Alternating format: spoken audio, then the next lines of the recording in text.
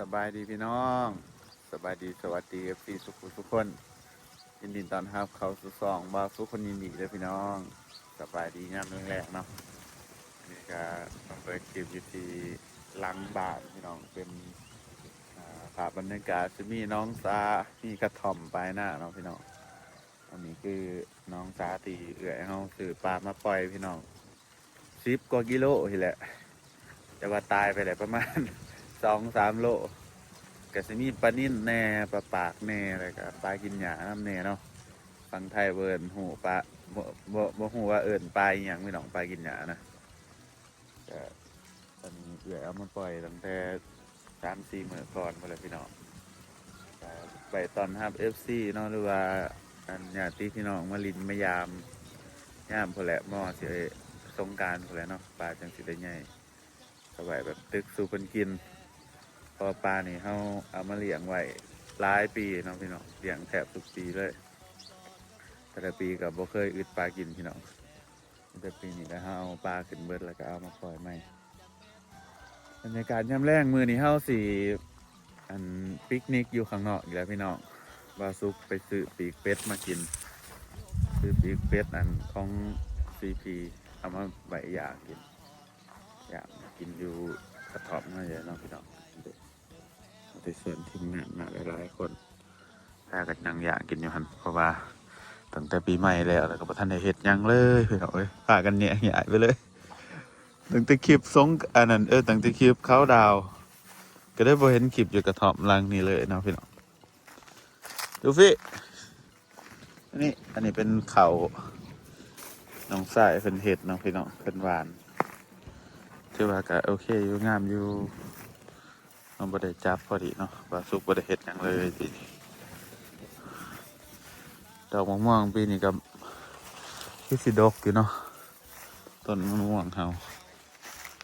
หลายปีแล้วพี่น้องบ่ได้อึดบักม่วงกินนี่เห็นบ่นี่ฉันจ่อมากเวลาอันนี้เป็นมะม่วงอันพันธุ์อันนั้นนะพี่น้องมันคิวๆบ่ฮู้ว่าพันธุ์อีหยังพันธุ์หนังสือมาในหารเขากระถ่อมปลายหน้าเฮาลมพัดลมว่อยๆสิโยดเราบ่จัก ตั้งแต่มื้อนะผู้ยังบ่ทันได้แบบเก็บท่านได้เมียนอิหยังเนาะสภาพก็ประมาณนี้เลยโต๊ะตั้งเต็นท์เฮาเฮ้ยต่อวันนี้สิเอาอันนั้นมาปิ้งกินพี่น้องมาปิ้งมาย่างกินเฮ้ยกระถ่อมค่อยเนาะเดี๋ยวสุกสื่ออันนี้มากเนาะพี่น้องสื่อปีกเป็ดมากก็เลยสิเอามาเดือบสิเอาไปปิ้งเนาะนี่ครับซื้อมา4 โลเลยผมก็สิกินเบิดหรือเปล่าเลือกไว้กันพี่น้องปิ้งกินมันกินเลยแซ่บตอนนี้ตะเวนตกดินนะพี่น้องออกมานั่งโต๊ะลมหนาวกันพอดีสิจีข้าวจีน้ำปิ้งข้าวจีกินอันย่ามลมหนาวตอนเขาดาวเราไปในหนาวสำนีพี่น้องมื้อนี้แบบหนาวแห้งอันนี้คือปีกเป็ดที่เฮาเอือบแล้วเนาะพี่น้องเฮาเอือบใส่อันน้ำมันหอยใส่บักพริกน้ำก็จะแซ่บมื้อคักตอนกินให้น้องอันมาอันดังไฟเนาะพี่น้องเจอพี่น้องดังไฟนั่งเล่นอยู่นี่ละดังไฟฟิงแล้วก็ส่วนแบบไฟแฝกกับเบิ่งเอาเนาะพี่น้อง หยันไหมเฟื่องโอ้ใหม่เนาะมันขาดอันนี้จะเอาน้ำเปล่าดินใหม่ก็บอกเป็นยังเนาะนั่งโต๊ะลมหนาวพี่น้องบรรยากาศย่ำเย็น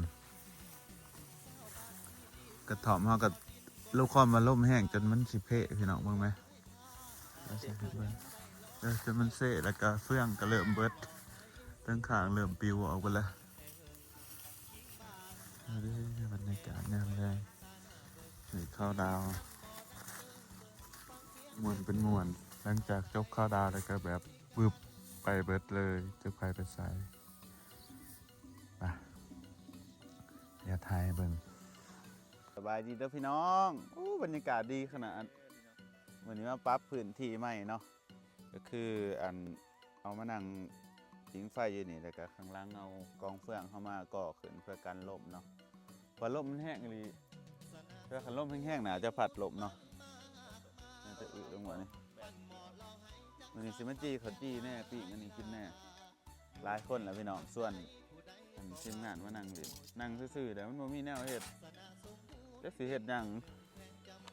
ก็เลยว่าพากันออกมานั่งเล่นดีกว่านี่พี่น้องอันนี้เป็นปีกเป็ดนิยมเป็นเฮ็ดกับแกมดอกข้าวหมักว่ามื้อนี้สิเอามาปีกนั่งกินเลยก็สิจีเขาจีน้ำแน่แล้วปีใหม่แล้วอันนั้นเขาดาวแล้วกับแบบอีกแบบหนึ่งเนาะไปแบบว่าจักแบบใดแบบบึบบาทเดียวนะคนกับไปเลยพวกแค่นอามน้องแค่น้องอามทีมงานเล็กหน่อยก็เข้ากับไปไทยพี่น้องน้องปลากับไปไทยบึบบาทเดียวบ้านก็เงียบบาทเดียวพี่น้องเลย เบิดยามอันนี้เนาะ ก็เลยแบบ เทศกาลเนี่ยก็เงียบเพราะว่าเงียบแต่อันนี้ในหมู่บ้านก็แบบเงียบๆไปเลย แม เนาะ น คนเขาก็แบบหลังจากเขาดิน แบบเป็นแบบเงียบๆแบบเงาๆเนาะแล้วก็อากาศก็หนาวบึบบาทเดียวปีกในลายขาพวกน้ำมานั่งกินแล้วก็บอกกันเลยเหมือนข้าวดาวเข้ากับปีกอันนี้เลยน้องเหมือนที่สองบ๊อบมากินปีกเป็ดนะบ๊อบนี่ยินอยู่บ่สมโดกันอยากมาเด้อบนหนาวดอกอยู่นอกคันมีแนวกันนะนี่อยู่จีไม่ได้จีไม่เขาจีขึ้นเดี๋ยวปีกถาอันทีมงานมากน้องพี่น้องบรรยากาศกำลังดีน้องนะสีสันเป็นตาแสบป่ะ มาสุกอันอยากกินตะดนนะเนาะก็ได้ว่าส่วนหมูมานั่งเลยนั่งกินเหมือนเดี๋ยวว่ามีเครื่องดื่มเด้อว่ามีเบียร์ว่ามีเหล้าแล้วพี่น้องนั่งกินซื่อๆบางทีฮะแต่แสบคือหยังบางทีพอนั่งกินมาเนี่ยถามหมูมากมาเนี่ยพี่น้องตกแรงมาแล้วเนาะสีสันปิ้งเป็ดทำเป็นตะแสบขนาดเอาเชือกนะกองจะสีเน่ากระบังแล้วก็มีข้าวจีน้ำด้วยพี่น้องผู้ใดอยากกินข้าวกับปิ้งข้าวจี สีสันแบบอย่างน่ากินเนาะ สบายดีเด้อพี่น้องสบายดีสวัสดีสมานั่งปิ้งนั่งแหนกันเหรียญซื่อผมมีแนวเห็ดเนาะตกเลยตั้งแต่บรรยากาศพอดีงามอยู่นั่งกินเบียร์นี่คักเลยเอาอันนี้มาบังเลยเนาะมันจะเย็นอุ่นเลยนะนี่พี่น้องปิ้งต่อเนาะบรรยากาศยามแรงไม่รู้จะทำอะไรดีแต่บาเด็กมากเลยบลบเนาะยังสาวตีพี่น้องเพื่อจะมาตอนเจอคนนั่งไปนั่งดินั่งปีนขากินคนเดียวปัจจุบันนะ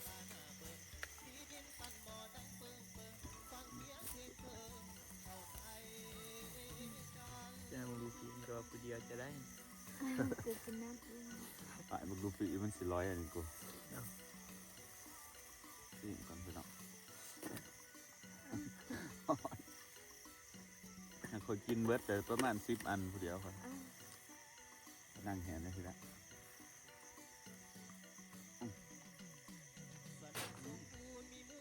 เหมาะเลยพอดีกินถึง4 โลที่ศิลปินในซองตั้งเบิ่งเบิร์ดดูบ้างนานจะได้ไปนอนได้ตัวสองแม่น ที่จะมันติดรถ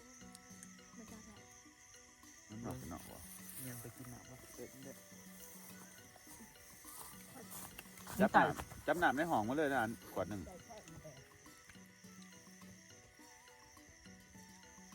เย็นเนาะ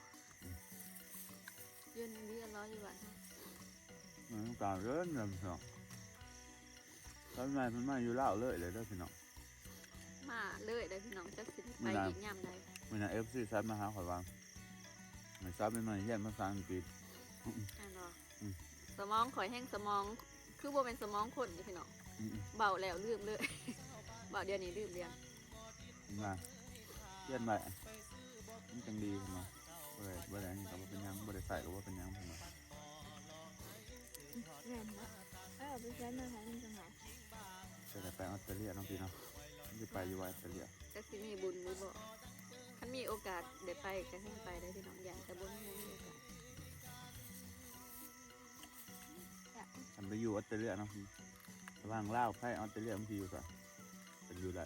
ฉันอยากอยู่ คันเลือกอยู่มันตอนนี้มันเลือกบ่ได้แต่ถ้าถามว่าอยากอยู่ไสก็คันว่าเลือกได้อยากอยู่บ้านเฮา อยู่บ้านเฮาเนาะ แต่ว่าต้องอยู่บ้านปลายชีวิตคือว่าตอนนี้ก็คันสมมุติว่าไปได้ก็ไปก่อนนะ ไปออสเตรเลียก่อนเนาะไปได้เนาะ คันไปได้ก็ไปก่อนคันไปบ่ได้ก็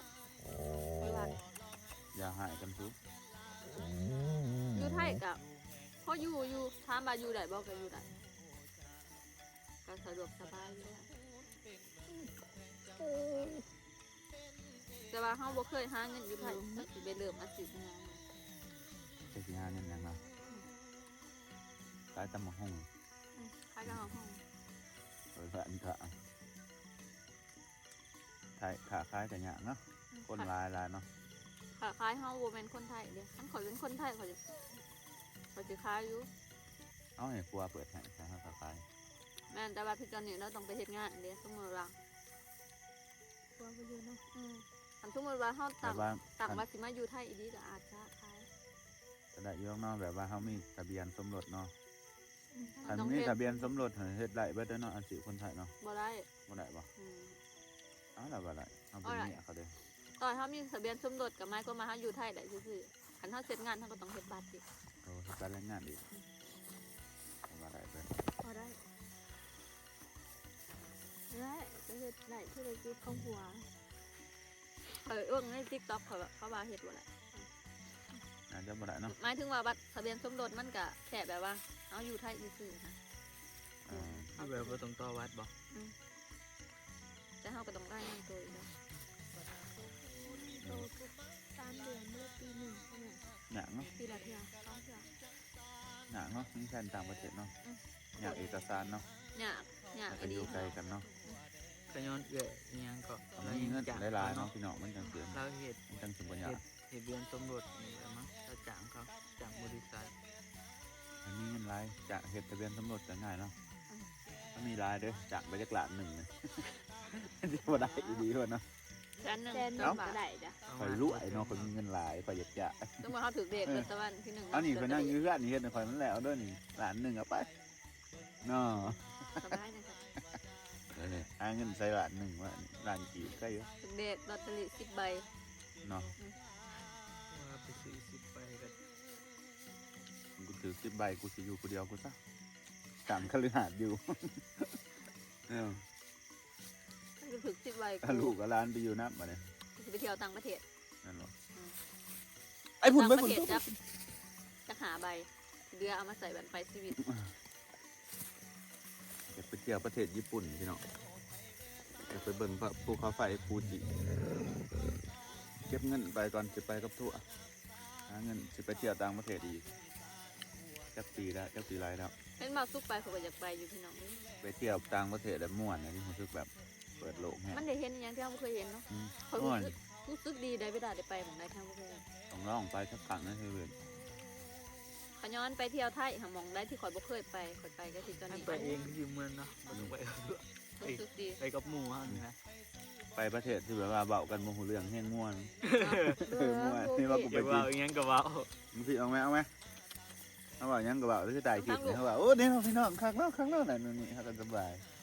คืออยู่บ้านเนาะคือไปไทยนี่ก็จะเกรงใจนิดหน่อยเลย เขายังเข้าใจ เขาขอ แม่น ใจ ว่าเขาว่าคนจีนเสียงดังบ่แบบว่าบ่ได้เสียงดังบ่ ไปประเทศเขาบ่ดังพอดี โอ้ คนละแบบเลยกับที่เขามาเที่ยวนะ เหมือนเขามาเที่ยวเขา คนละแบบเลยแบบอยู่เฮ้ยเบิ่งอักมันบางกอกฮะดูเฟะเบิ่งออกไปนอกผมออกไปนอก ใหม่อยู่ใช่เอาใหม่มา เบิ่งบ่จักสมมึงมาเบิ่ง ไปแล้ว ยืนเท่านั้นนั่งถ่าเท่านั้น โอ้ยมาหลอมเอว เบิ่ง หลอมขา เบิ้งเบิ้งเบิ้ง แม่ไปอยู่ คุณไปทั้งอ่ะ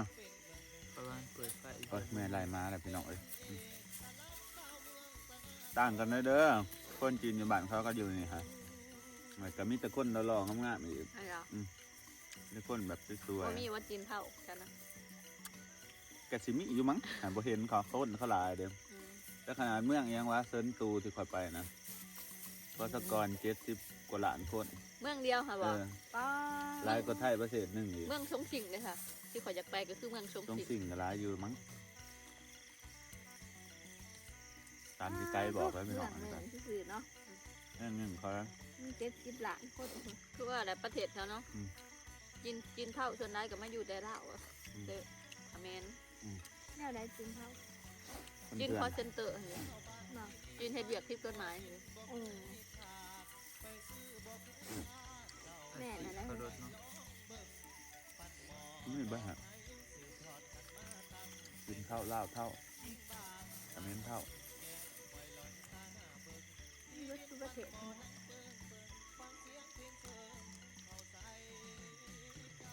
คนต่างประเทศมันก็ กินบ่อีตาอันนั้นคามินถึกจับดีล่าสุดแห่งรวยแต่ว่า ผู้ใด ยังว่าจาก ก็แมงบอกว่า กูเห็นข่าวมันขึ้นมาในติ๊กต็อก คนจีนถือกัส คนจีนน่ะตัวเขาส่งไปจีนเหรอ นั่นแหละ อ๋อเห็นไหม กูได้รับนี้ อยากไปบ้านนอกของเขาเนาะบ้านนอกของจีน เหมือนเนาะของจีนจ้ะถึงบ้านนั่นแต่ว่าบ้านเขาสะอาดได้ อืม เป็นคือ บ่มีหอดใบใหม่ เป็นคือ ญี่ปุ่ นั่ น นอ ก็ ยู่ ยัง เล บ่ ย มี เนาะเฮาเบิ่งหนังเอียงวะเฮาเบิ่งหนัง บอลขอยไปก็มีบ้านนอกคือกัน อืม ตัวกูไป บ้านนอกบ้านเขาหันเป็นทางอันนั้นทาง อันนั่นแหละ ทางแบบทางคอนกรีตอะนะแบบแล้วก็ไป กรีต แล้วก็ ใช่ปะ มีสวนมีกเนี่ย ไปเที่ยวเบียร์ธนาสูง คนทั่วโลกหันไปเที่ยวเวียดได้ขอยเห็นขอยเห็นเขา แต่ บอ ว่าก เสียอย่างเดียวอยู่จีนนี่อาหาร เฮ็ด อาหารมันมีแต่น้ำมันหลายกับอันของน้ำบ่ค่อยปานใดสำหรับเมืองที่ค่อยไปได้ อืม แต่ว่าเขาว่ามันมีหลายเมืองหั้นนะจีนเป็นเท่าไหร่เนาะมันใหญ่กว่า ประเทศ ห ใหญ่ มู่ เนาะ มันก็มีเมืองที่แบบว่าอันนี้ดีกว่านี่เชียงไฮ้ก็เชียงไฮ้ก็สิม่วน อยากไปญี่ปุ่น ญี่ปุ่นเขาก็อยากไป บ่ได้เฮ็ดวีซ่าบ่ เฮ็ดคนลาวเฮ็ดคนไทยบ่ได้เฮ็ดคนไทยเขายกเลิกเบิดแล้วเนาะเพราะว่าสิเป็นญี่ปุ่นกับจีนแต่กี้ญี่ปุ่นน่ะคนไทยก็ขออะไรแต่กี้ อืม เขายกเลิกมึงนึงเลยแล้วก็จีนกับตะกี้คนไทยก็ขอมันเขาไม่ยกเลิกไทยเขาพี่มึงจะเล่าก็เขาจะบนยกเลิกละยกเลิกเล่าเขาอยากแบบพวกไปเฮ็ดเวียกเป็นงานกันนะ ไปเลยเนาะ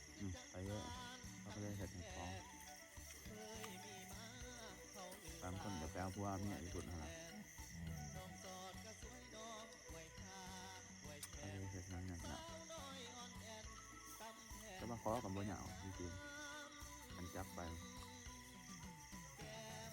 ถือเป็นถือ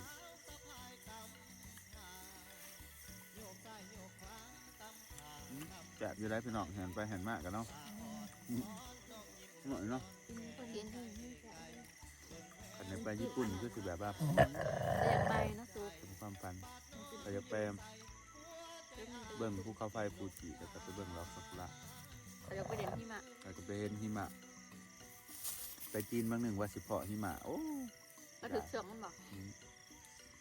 หันไปเดือนนี้ก็เดือนหน้าหันสิเจอหิมะครับ ที่ไรนะสุก บอลกูไปหันแหละ หนามากล้าอยู่มันบ่ละลายเป็นหนาม จีดารุนนี่ครับ เอามันหนาว หนาวเด้ มันย่ามมันละลายนะมันบ่เลยละลายเป็นหนาม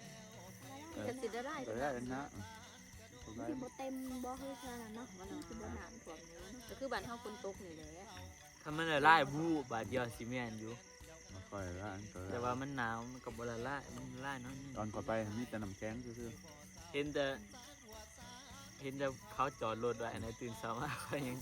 ก็ยังขวดออกถมรถเขา ๆสนุกขึ้น แต่อยู่ในวิดีโอ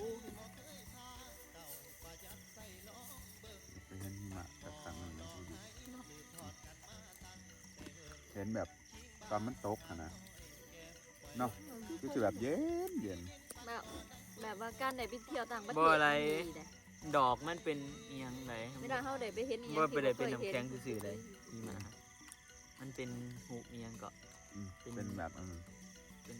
สเก็ตมันเนาะดูพี่เอาไหมออกไปข้างนอก แปลกได้แล้วมันก็เป็น แนวนั้นได้เสือ โอเคไปกูเขาก็คิดว่าน้ำแข็งเป็นมิตรซื่อๆมั้งมันตกลงมาแต่พอบางทีมันเป็นคือดอกไม้ ละอองเพื่อนละอองน้ำเย็น ละอองหนาเนาะน่าจะละอองหนาเนาะที่มันเป็นก้อนเป็นก้อนเนาะก็คือละอองฝนนั่นแหละเนาะคือละอองหมอกค่ะเนาะหมอกค่ะเนาะแบบบอกกันนาได้เป็นหนามได้หมอก เดี๋ยวไปเที่ยวอันนั้นนะมันนั้นยังว่าบ่อนไหนวิ่งไปนะจำประเทศที่ใส่บาลีบ่แมนบาลียังวะดูไบบ่บ่แมนยังอยู่วะบาลีดูไบ ดูใบไปจ้ะ บ่อีกอันหนึงนะแต่มันทะเลเองมากยังว่าคือไอเอเลยอ่ะ ไอแลนด์ ทำหน้าที่เที่ยวเนาะไอ้พี่แบบเราไปเที่ยวต่างประเทศแบบทุกๆเดือนนะสัมมาเห็นบางทีเราโพสต์ลง ไปเที่ยวฝรั่งเศสไปเที่ยวนะเนาะไปสิครับเนาะ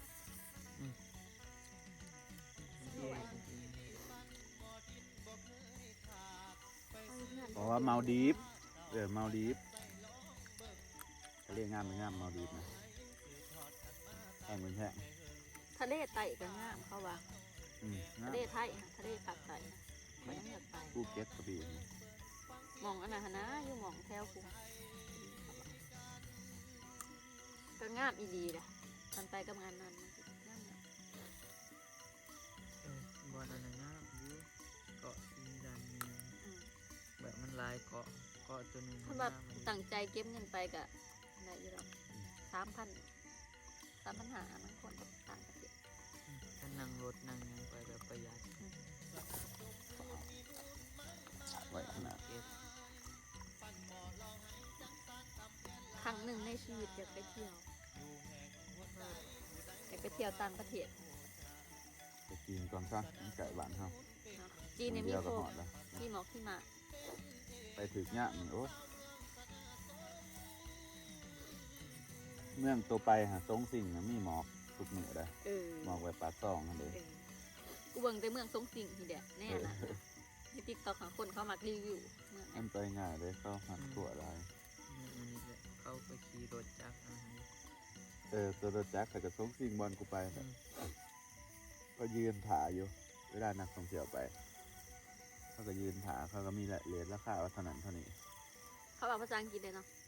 บอกเขาไม่ค่อยเว่าไม่จะบอกจีนโอ้เขาจีนพี่น้อง แสดงว่าเขาบ่อะไรอันนี้ สมมติว่าคันคือมึงค่ะมึงว่าภาษาอังกฤษเป็นคือว่าไปเที่ยวต่างประเทศมันก็สบาย เขาบอกว่าจีนสักเขาบอกว่าอังกฤษสัก สมมติว่าไปประ เขาบอก เท แต่ ศอื่น จีนกูไม่ได้บอกอีหยังถูกไหมกูไม่ได้ว่านี่ฮาวให้ก็ยิ้มด้วยเขาอะไรก็ได้ดีจะไปกับเอตาแล้วเราบอกจีนเป็น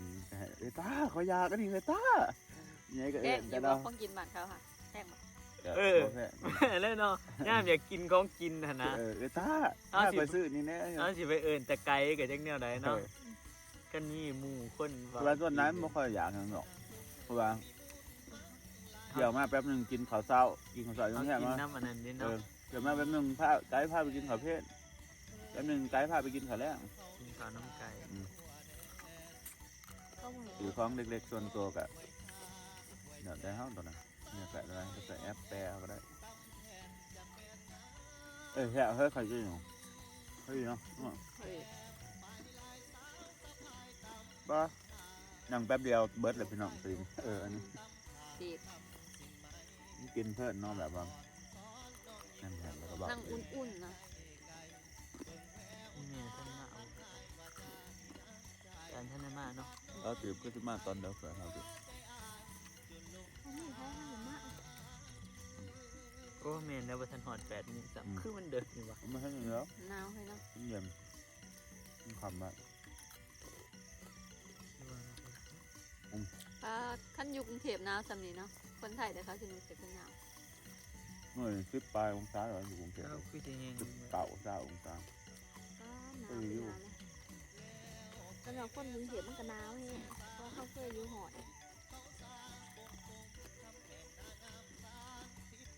ม่วนจน ตั้งแต่เกิดมาเลยสัมผัสอากาศลบแล้วกูติดลบ6ลบ7 กูยังบ่คันได้เคย ลงไปนี่เย็นเจื้อแบบกูใส่เสื้อกันหนาวเหมือนกันนะมันยังสอดตรงตัวหนึงยังไม่อยู่ แล้วหัวอากาศที่เบิดที่จะใส่เสื้อกันยาวเข้าตู้เย็น มันยาก โอ้ข่อยเห็นเขาน่ะอันน้ำแข็งใส่ถังแต่ก็ลงแซ่เดี๋ยวเนาะ มันบ่คืออากาศข้างนอกเด้ออากาศแนวนี้ขนาดตอนนี้เขายังมาเย็น แล้วมันจะเย็นทำหันอย่างนั้นเย็นทำนี้ส่งตู้สองแข็งเหรอเนาะน้องเขาไปห่วงน้ำแข็งค่ะหนาว ข่อยยังบ่ กัน เคยเขา ตู้อันนั้นเด้ ไปจีนนี่มีแต่ปั้มมาม้าหล่าแล้วไปจีน เขามากินมาแล้วเหรอ จะยะ คือกูกินได้นะ คันเอาคนเข้าไปกิน บ่อม แก ดอก ง หญ้า บ่ว่าสิปีกบ่ว่าสิก้อยบ่ว่าสิยังมีม้าหล่าเบิดบ่ว่าสิพัดเขาใส่กินม้าหล่าฮะ เข้ามาเนาะ ก็สิ นั่น กู น่ะ บ้านเฮา เครื่อง แล้ว เทศบ้านเขาเนาะ ก็คือปลาแหลกบานเท่านั้นเนาะ คือสิไปแดกบ้าน ยัง เฮา ก็ใช้แต่ปลาแหลกเนาะ คือประเด็นเมื่อวานเท่านี้เนาะ รู้มืออื่นไต่อันนั้นปะ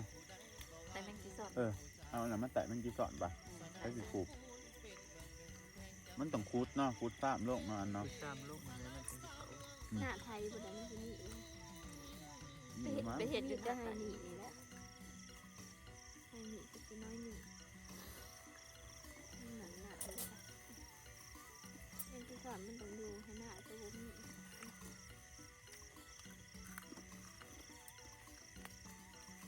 พี่น้องให้นั่งกินอันนี้ก่อนเนาะ ถ้าเช้าตีหน้าเนาะ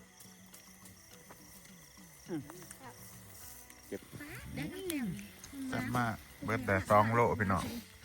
คนแหนมากระเป๋าอยู่เนาะ เห็นตะเฮิงหรอวะนี่ ซาตีบมาแล้วพี่น้อง สวัสดีน้องหนาวแห้งอันนี้ อากาศเย็นเราไป อากาศเย็นมา นั่งบอก ก กันต่อพี่น้องคลิปนี้เขาก็เสียมลาพาจากกันเด้อ พี่อิงเตอร์ เจอกันใหม่ ก่อน บ๊ายบาย ก่อนอันนั้น